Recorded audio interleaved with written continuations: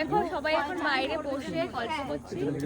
এখানে আমার রান্নাঘরটা সবাই মিলে দেখলো, ওরা দিনের বেলা আসলে ভালো করে দেখলো। একদিন এসে রান্না করবে দিদি, খাবো আমরা সবাই মিলে। আগে সবকিছু ভালো মতো হয়ে যাক। একদম একদম একদম সত্যি রান্না করে খাবো আমরা। ও যদি আসে আমাদের বাড়িতে আবার চরণদুলি দেয়, অবশ্যই রান্না করে খাবো। বলছে যে এই বাড়িতে গোপসূত্র ব্যস্ত মানুষ চলে যাচ্ছে তাড়াতাড়ি করে, কালকে আবার কাজ আছে বলে। আবার টাটা। বাবা যেতে ইচ্ছা করছে না, তাও যেতে হচ্ছে। জানা রে এ বাবা, তোমার বটটা না খুব খারাপ। এ মানে এরকম বলা লোকে কমেন্ট করবে উল্টাপাল্টা।